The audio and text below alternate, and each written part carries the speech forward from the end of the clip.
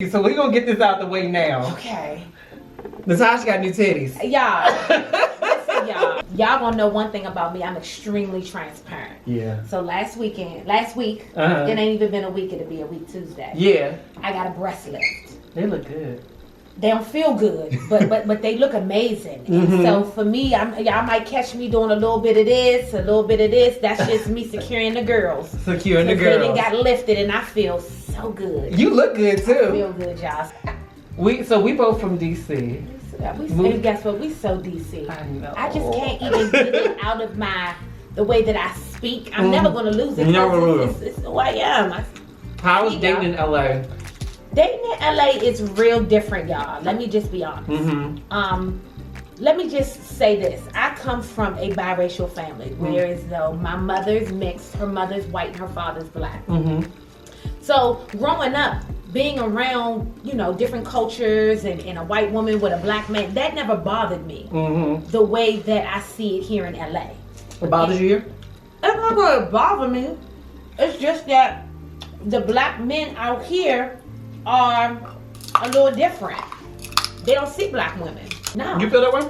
I feel like you walk right through them. They don't Really? see you. I do.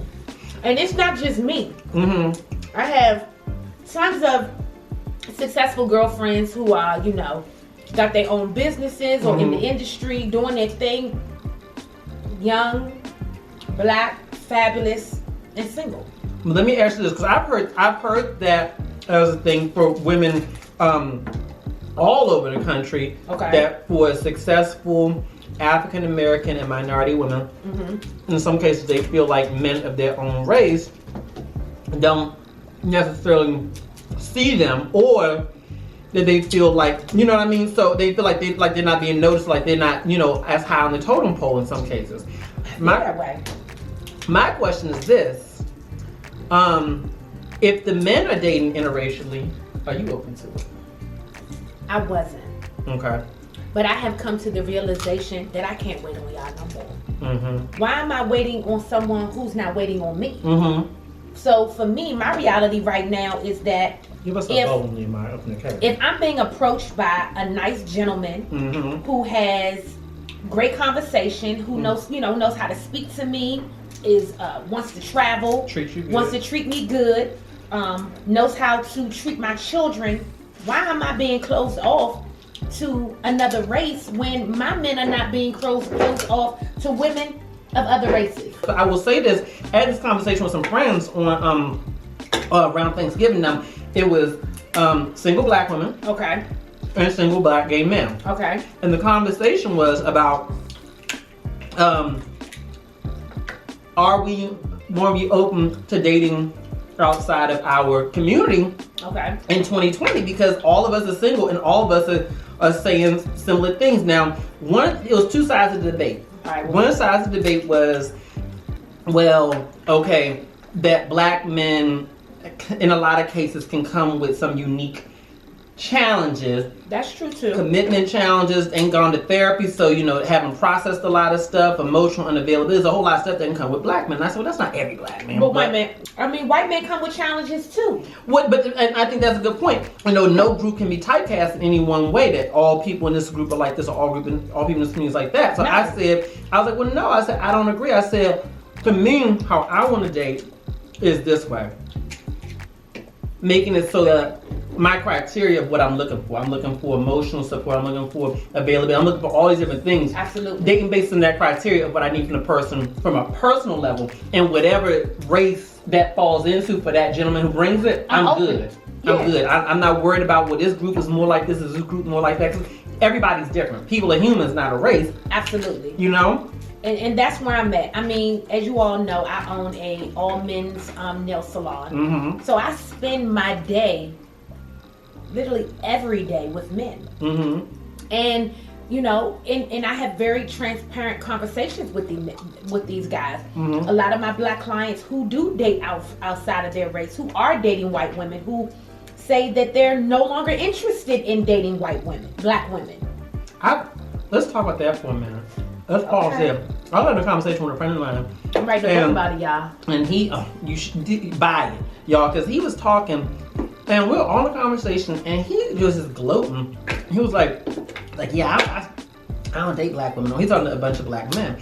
I don't even date black women anymore. I date only white women or mixed girls or this, that, and the other. Like, and he's talking about it so strong. And I'm sitting there just listening to him, right? Mm-hmm. Now, for me, I got friends who white, black, blue, and purple, right? Mm-hmm.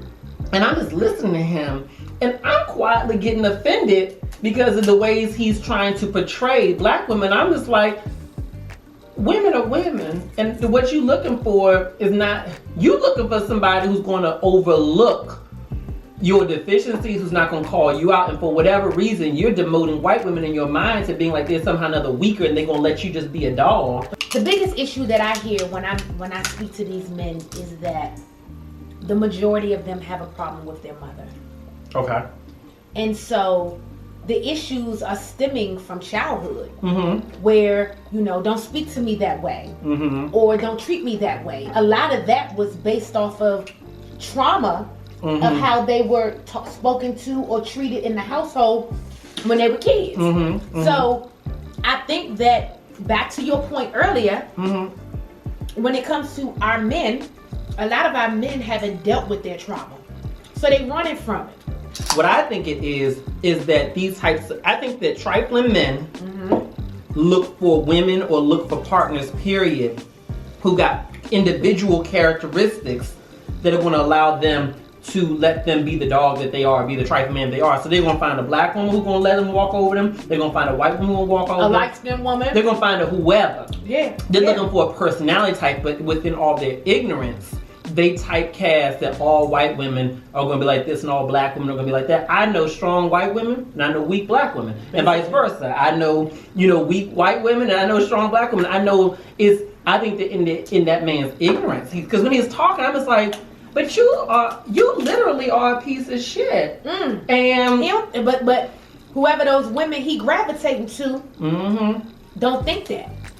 And see, I also feel that a lot of black men, mm-hmm. when they become successful, mm-hmm. they think that having a white woman on their arm makes them seem a little bit more like a status symbol. Absolutely. Mm. I do. And it's sad, but it's real. And I have a 21-year-old son, so I've spoken to my son on a number of occasions and letting him know that if you came here with a black, purple, green, orange, pink, yellow, whatever you choose, mm-hmm. I'm not going to judge that situation, because mm-hmm. love is love. But back to the topic, as far as would I date outside of my race? Right. In 2020, absolutely. Honey. And that's just me. Bring me love, bring me stability, bring me consistency. Hey, bring me availability. Let's travel, baby. How about that? How you gonna treat my kids? How you gonna treat my kids? Are you accepting? Are you loving? Are you kind? Mm-hmm. Mm-mm. I love that. Let me ask you. How you treat your mother? I dated this man. Because that's what's important. And the way I heard him talk to his mother on the phone, on like the third date, mm-hmm. and the way he talked to his mother on the phone turned me off with him. That's it. Because I'm like, she is that important to you? When you talk to her like that? How you gonna treat me? Her. One thing that I've learned, post relationships, mm-hmm. Serious relationships, and out here, for the past couple of years, I wouldn't say that I'm dating or not dating. I'm doing me. Okay. But I feel that I have personally been attracting a lot of younger dudes. I mean, why do you think that is? I don't know. But they be coming. Little 27-year-old. Let me tell you what they may like about you. What they like? I think what they like is they deal with these little young girls who, not in every case, but in some cases, don't know their ass from their elbow yet. Okay. And they want somebody who will be mature. Mm-hmm. They want somebody who will know how to treat them. Somebody who can talk to them in some other way other than a text message. You see what I'm saying? Yeah. You know what I mean? I ain't gonna say I ain't never entertained none of them. I have. I can't say no names, but I've entertained a nice little fella. How you getting your needs met in these single years? That's the hard part for me. I gotta own it. That's hard. No, you don't. If you go into it knowing what you need, your need will get met. You think younger men or older men are better in bed? I think that I've been with somebody young who absolutely met my needs for what my needs was, and I could wake up at 4 a.m. and put my clothes on and be like, I'm out. That's just what it is. Because I'm a grown-ass woman. And at the end of the day, I'm not here for the relationship. I wasn't there to have much conversation. I knew what I was there to do. And then when I did what I needed to do, I was ready to go. So you can do that? Yeah, I very much so can do that. Okay. A lot of women can't. But I'm a person who, I'm not getting in no relationship pretending like this ain't a two-way street. We all have needs. Meaning my need might be money, my need might be sex. Mm-hmm. It just depends on what your needs are. And I'm not afraid to articulate what I need in a relationship. I am very aware of what I like and what I don't like sexually and just in life, period. From who I was at 20-something years old. Mm-hmm. You know what I mean? I feel like maybe the younger men are attracted to older women because as an older woman, I'm not going to sit here and play the sex game with you. I know what I like. So, you know, when we get to... And you know how to give him what he likes, and I know how to give him what he likes, too. Yeah. So, when we're experiencing this experience, it's going to be a twofold type situation. Yeah. Ain't nobody leaving unhappy. We both going to leave here feeling like, damn. Some of the best sex I've had have been with men over 40. Yeah, like I mean, I get comments like, yo, you magical. I'm like, damn. You got magic coochie. Girl. But that's what magic comes from. Magic comes from being able to explore yourself. And you know your body. Some of the worst sex I've ever had have been with, so you know what gays is bottom and top, right? I'm a bottom, right? Which means I prefer to receive. Okay. Right? I'm a birthdays and holidays bottom, meaning that on birthdays and holidays, if you ask me to do something different, I'd be willing to, but don't ask no other days. Okay. That's my thing. At least they know what it is. Where I'm at. Some of the worst sex I've ever had in my life have been with men who never bottomed before, and they're not sensitive to your body. So you don't have to have done what I do. But they're not sensitive to your body. They're only there for their own pleasure. You know what I mean? And you can feel that. You know what I mean? Absolutely. And to me, I feel like that's more of a younger man kind of thing, just calling it out. I feel like with older guys, they tend to be more conscious and aware of what you need. They want to please you. They want to please you. What I think is important in sex that I think that a lot of people forget is foreplay. Because sometimes foreplay can be better than the actual act. That's when you learn the body. That's when you touching and feeling and caressing and you know, to me that's an amazing part of sex. I enjoy foreplay. I like it too, but it's still an appetizer for me. I can't stay there. I don't want to stay there, but I at least want you to get to know me, to know what we about to get into. What we going with this? Because if some men think, oh, if you just got a big piece which doesn't mean anything. That don't mean nothing. It don't mean nothing. Repeat, that don't mean nothing. Because you can have all of that and not know what to do with it. Literally, to me, that's a waste of my time. If we talking about it, I prefer a good old husband size. You know what I mean? For y'all who wonder what a husband size is big enough to satisfy you, manageable enough where you can take it every day or often if you needed to. And comfortably, you know. And to me, that old porno size kind of man, that's cute for that weekend, for that night, but that's not cute I don't need that long term. If you got it, that's cool. We can try, work with it, but that's not a requirement. No. But some men live off of that. Like, man, if you only, okay. Okay. I've been left unsatisfied by plenty of men just like you. Absolutely. So it been nothing. Where I'm at in my life, I don't feel you don't need to bring no bag. You're not spending the night. So we need to be going to your crib. Ain't no man driving my car. That's just the type of female that I am. And coming from where I come and the type of men that I've always been involved in, I've never in my life had to ask a man for money. they've always just given to me. But you know they're attracted to all that feminine energy. They just give. You know, I could remember growing up back home, and you know, friends would get out the car and be like, "Yo, check your glove compartment or check your car thing." And I ain't even had sex with these dudes, but they knew what if a man is attracted to you, he gonna know what you need. And 9 times out of 10, ladies, let's not play the game. We need money. Why? Because we got bills, we got children, we have goals, we have dreams, and there's nothing wrong with asking for what you need. How do you bring up to now? Are you saying to ask a man for money? No, I'm saying I've never had to, but if I had to, I would. How would you bring it up? Now, assuming you dating him, like you're not in a relationship yet, but y'all dating. Okay, so this is a real situation. So just recently, someone who, you know, I guess is attracted to me and said, what can we do for each other? Okay, that's a real grown man. That's a grown man. He said, turn to y'all, let's talk. What is it that I can do for you and you can do for me? I said, no, you first. You tell me what you want from me. He said, I want you to be vulnerable. I said, well, that's kind of hard. I would say we've talked about that before. That's kind of hard for me. You know, I can't say that I'm the most vulnerable female out here. You know, I'm used to holding down my own, and vulnerability is something that I'm really working on, because ladies, in order to get the things that we want outside of ourselves, you got to open up. And vulnerability is a good place to live in when you allow yourself to make peace and be there. So I'm working on that. And you come far since I met you. I met you like 3 years ago. Yeah. You come a long way. And I mean, that's just from me opening up on subjects that I was afraid to open up to. I'm gonna inhale. You go ahead, baby. I'm eating. Okay. He asked me what did I need. I said, look, I'm about to start school again.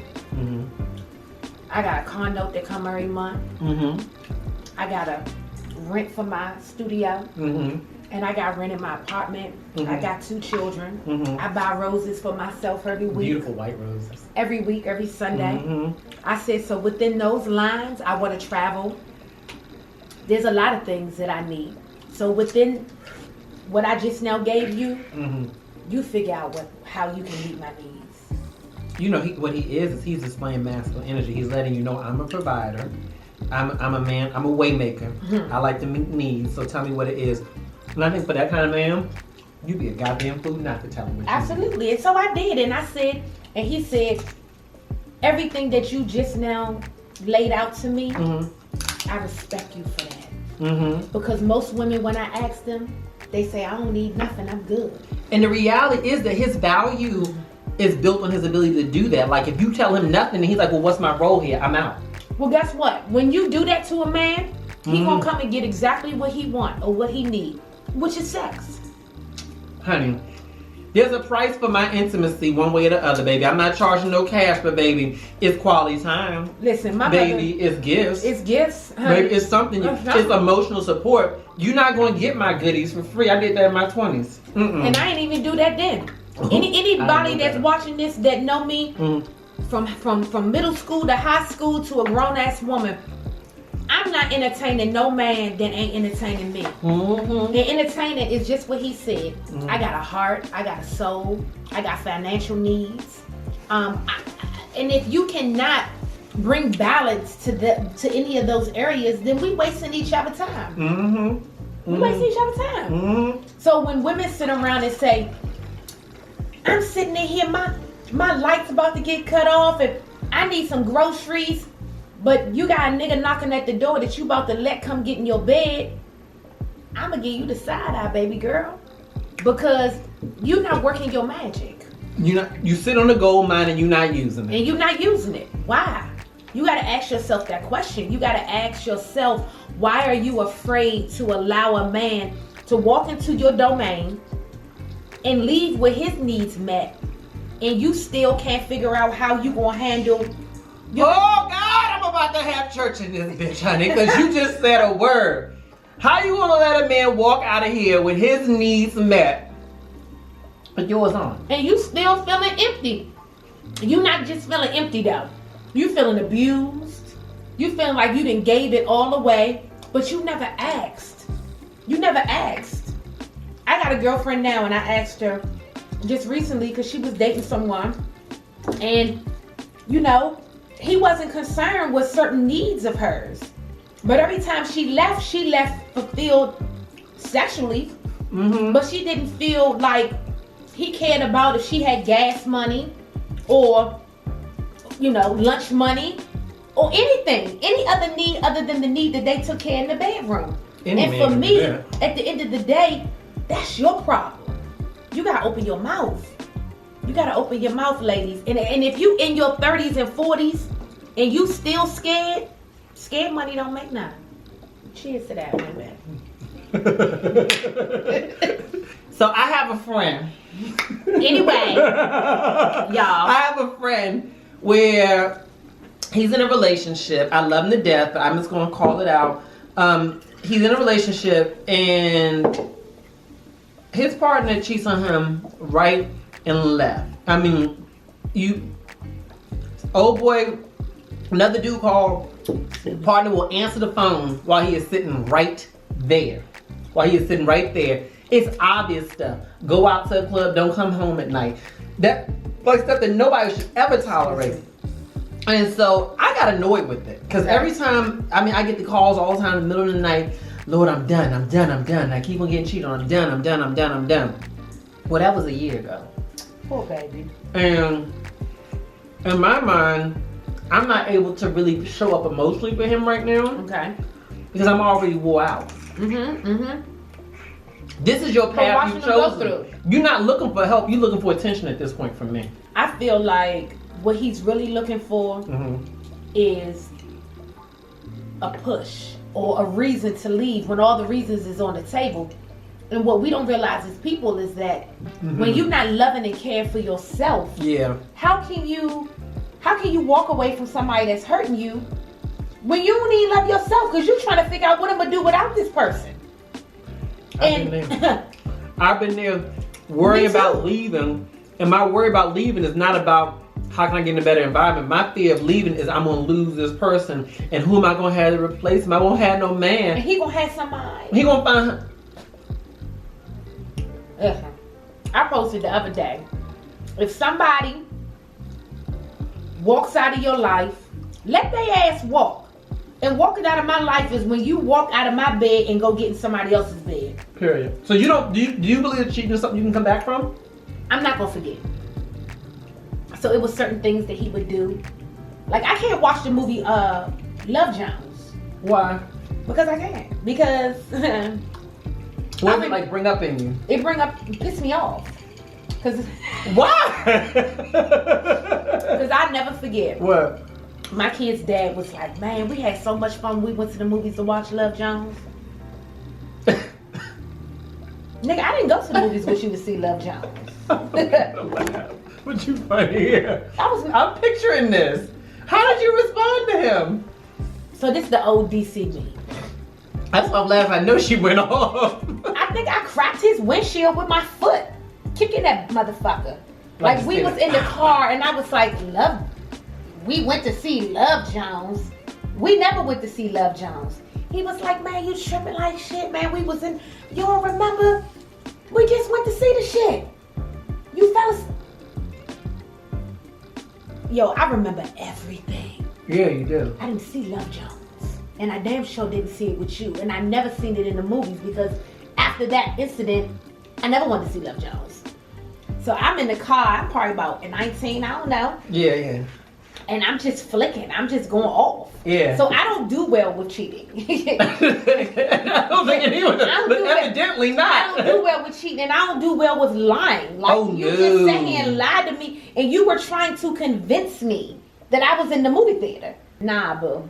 My opinion I don't do well with cheating, y'all. I tell a man when we first dating, I'm not an open relationship kind of guy. I know the people in these polyamorous open relationship kind of shit. That's not me. If you're looking for that, find somebody else, baby. Nothing against you.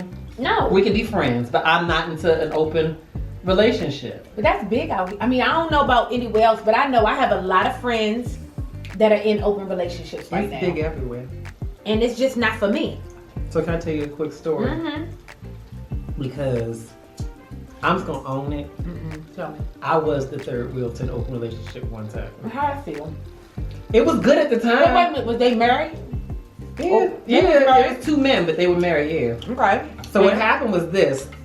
I knew one of them beforehand when I was in a relationship. So when my relationship ended, we always were in touch. Like, we were just friendly. It was nothing beyond just being friendly, right? I never knew he was attracted to me. I thought he was attractive, but I never knew he was attracted to me. And then one day he hits me up and he was like, hey, you know, my husband thinks you're cute. I'm like, thinks I'm cute? I'm so naive. I mean, I was in my early 20s. I was like, thinks I'm cute. The husband. I was like, really? And then he was like, yeah, you should come by for dinner. You're like, okay. I was like, huh? And so I went by. I didn't know what was going on, but then in my mind, I called my best friend. I was like, yeah, that's what happened. He's like, bitch, they in an open relationship. I was like, no, because I was so naive. I'd only been in monogamous relationships. I was completely against the idea of open relationships for me. But I went over this. I go in. They have a big, beautiful kitchen. We sit at the island. They're like, hey, you know, and they're talking. They're like, would you like a drink? They make a little cocktail. I watch. Okay, make my cocktail. I'm watching. And they make me a cocktail. And I'm sitting in the kitchen with one of them. The other one goes upstairs. Maybe 20 minutes later, he said he comes back downstairs in the bathroom. He's like, do you want to come up? I got the jacuzzi going. So they was fine as fucked up. So we get naked. So we go upstairs. We go upstairs. I still didn't know what was going on. So you like, okay. I'm like, okay. So I go up there and then he takes off the robe. Body for days. They all the way naked. Gym rat naked, just gorgeous. Damn. And so get in the water. I get in the water. Win the bubble bath, talking politics, talking. You took your clothes off? Yeah. Everything? Ow. They was naked. Okay. I mean, by this time I'm catching on. I made it like 22, was like 23, 24, but I wasn't stupid. Like, what's next? And so I get in the water, and then next thing I know, one thing leads to another. And I'm gonna own this for the next couple months. That was that. Every like maybe once a week or whatever. And let me tell you what I liked about it for me. I didn't have to have no emotional connection. I wanted to have sex, but I didn't want to be attached. And I'm like 2 for the price of 1. Ain't nobody calling me, bugging me during the day, nothing like that. I was young, I was hot, and that's what I wanted, right? But it was safer than being in the streets with everybody because I was like, these 2 guys. But here's what I recognized in that dynamic. And that dynamic, what I recognized was that one of them seemed to be more into the open relationship than the other. I felt like the other one was kind of going along for the ride. I don't know their backstory. That's typically the issue. And I think a lot of times those relationships come about because their relationship is falling apart. And they need a third party to come in and spruce up, spice up what's going on. Or one or both was stepping out, and this is the way to keep them. Like, well, I can't stop you from stepping out, so why don't we bring it home? Why don't we bring it home? Or sometimes those relationships turn into lifelong relationships where y'all all 3 are just now polyamorous. Yeah. You know, somebody had asked my best friend had asked me when this is all going on. He was like, "Would you ever consider being a third-tier relationship?" And you know, when you're in the moment, you got 2 of them right here. I was like, I could do this forever. This is heaven. But then I thought about it emotionally. No, because it's too much for me to give my. One man requires a lot of you, much less 2. It's just too much at play there. And I'm not equipped for that because I've been on the other side of the table in a relationship, and we broke up really due to this, where a guy had asked me, "Can we have threesomes?" And I was like, I was pissed. I felt like, am I not enough? I felt all of that. Like, what's wrong with me? Like, I do everything you want and more in bed, honey. Like, what else do you want? And yeah, I just had desires. I just have additional desires that just aren't you, like aesthetically. And I'm just like, you know what, baby? I got desires. It's not you. Let's call a thing. But I'm not. But I can focus on one person at a time. So I realized I could be the third because I didn't have the emotional attachment. Yeah. But I could not be in the relationship, and I couldn't stay with him after that because what I knew to be true was he voiced that he has needs that I'm not able to meet aesthetically. Like you want somebody who look like Kobe Bryant. Baby, there's no surgery on earth that's gonna make me look like that. And he gonna do it regardless. That's my point. So I was like, we don't even need to be together because, you know, love you to death, but I can't be that for you. And I'm not gonna have you cheat and eventually give into you choose an open relationship without my consent. No, I can't do that. But I've come to realize also that when people cheat, 9 times out of 10, it doesn't have anything to do with the person they're with. That's just what they want to do. I think she. I want y'all to comment below and comment below. Why do y'all think people cheat? There's many reasons. I'm curious. Oh, why you cheat? Keep it 100. Like, why you cheat? I've cheated. I did too. I cheated one time. Did you tell him? I did. You did? And I told him I cheated, and he still ain't leave. He still ain't leave. You know, but for him, he felt like he deserved it because of all the things that he had already done in the past. So he kind of thought it was his own karma. He was like, that's my karma. It's okay. Just don't do it no more. But I ain't going nowhere. And so you got people like that too. You can't get rid of them. You can't get rid of them. That's why I tell, I'm going to be honest with you. If you had to give advice to your younger self, okay. So let's pick an age, because we are exact interchangeable. I'm 34, Natasha's 43. Damn. All right? So giving advice to our 23-year-old self about dating, relationships, self-love, whatever it may be, what advice would you give your younger self, to your 23-year-old self? At 23, I was in a long-term relationship with a man that was abusive. I had already had my first child at 21. I would have told her to run. I would have told her to stop being afraid of anything different than what you see around you. I would have told her to love herself more and to jump. Because at 23, the things that I'm doing at 43, I had already thought about. I was already dreaming about those things. But I was so afraid. I was so afraid of what you said earlier. Him walking away and being with someone else and me being by myself. The shit happened. You know what I'm saying? But it happened later on in life. Yeah. So if I had to talk to Natasha at 23, I would tell her, jump, boo. You got this. Go fly. You know, you don't have to stay in DC. You know, it's a huge world out there, and there's so much room for you to explore. And yeah, that's what I would have told her. I love that. I got chills just hearing you say it. And you know, and the only thing in that when I say that is that I would not have then experienced the birth of both of my children. So I look at life and I say that this is everything that he planned for me. Yeah. You know what I mean? But everything minus the kids, because I would have wanted to still have them. Of course, you still want your babies. I still want my babies. But I still would have told that 23-year-old girl, jump, man, jump and gather your wings as you begin to fly. And that just would have been my conversation with her. How about you? So when I was 23, I was just getting out of my first love relationship. That was a relationship that took me through most of college and after college. Okay. Was I 23? No, I was still in it. I was still, yes, I didn't leave until I was 24 actually. Okay. And so I would have told myself, I think I'd give myself similar advice because I remember this, and he's such a wonderful man, so there's nothing negative about him. He knew the relationship wasn't going to work before I knew it wasn't going to work. Wow. And one day, we were walking out of, we were walking out the apartment about to go to Wawa, which is like the little gas station. You can buy sandwiches there. And I grabbed his coat to hand him, and a folded up sheet of paper fell out, like a little note, looked like a note. So he goes to grab it off the ground real fast. And I said, what was that? He said, nothing. So I snatched it from his hand to see what it was. Like, what the fuck? I thought niggas cheated with text messages. Not this shit. Nope. And so I went and opened it up, and it just had a list of health insurance companies on it. I said, health insurance? Why are you trying to hide a list of health insurance companies? And he said, because you're on my insurance, because I was, and I was looking at some options for you to get your own insurance. Okay. And I was like, why? Because I don't think I want to be in this relationship. So I was trying to do things the right way before I told you that. Oh, shit. So on one hand, you respect him for like, okay, you were thinking about me. On the other hand, you were devastated as fuck.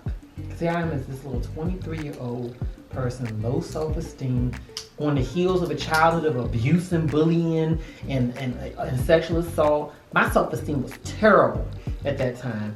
And I put so much of my value and my worth in having this man.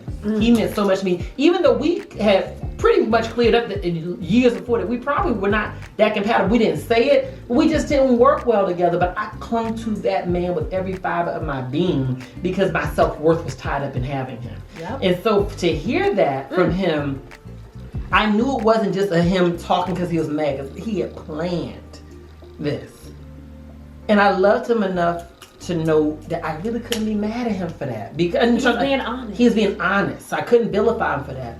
I broke down on the ground, sat on the ground right there, in the doorway, crying. He just standing there like this. Poor thing. He wasn't ready to tell me that. He was working up to it. So if I was 23, I would give myself the same advice. Jump. Yeah, baby. You deserve someone who loves you as much as you love them, who wants you as much as you want them. Jump. And when you jump, don't jump to another man. Jump to a therapist. Jump to some place where you can get healing, so you can heal the parts of yourself that stayed in a relationship with a man that you knew did not want you as much as you wanted him. I mean, I knew it. And that's so crazy how parallel every time we get together, we realize that our lives were, because at that time for me at 23, my kid's father was heavy in the drug game. And my spirit kept saying, he going to jail. He going to jail. And I didn't believe it because he just seemed like he just had it all together. He was just moving, you know. By 26, he got a 12-year bid. So if I would have ran at 23, life would have been much different. But then we wouldn't be sitting here with each other. And we wouldn't be able to talk to y'all. So I love our experiences. Everything we went through allowed us to be able to teach other people. So I appreciate everything I've ever gone through. If I could do it all over again, maybe I would try to have a different story. But I appreciate the story I have, really. Yeah, me too. Because I've come to recognize that my story, the story that I haven't even told, you know, I give bits and pieces. It's so much more to it. That there is somebody out there living that life that wants to hear from someone that's been through it to help them get through it. You know what I mean? So, I mean, we over here good, y'all. If you want to hear additional topics from us, and I know you do, go ahead and comment below this video and let us know what other topics you want me and Natasha to cover. You can also write into www.askmjonline.com. Just make sure in your message you specifically call out that this is a topic that you want me and Natasha to be able to cover. That way I can know that as well. So thank you for being on. How do they follow you? You Star Manicurist, or you can also follow my business page at Noir, Noir Grooming. Okay? She does my hands and my feet. Let me say that they are always beautiful. They're always nice. She takes good care of me. I'm going to give you a light hug. Thanks, y'all.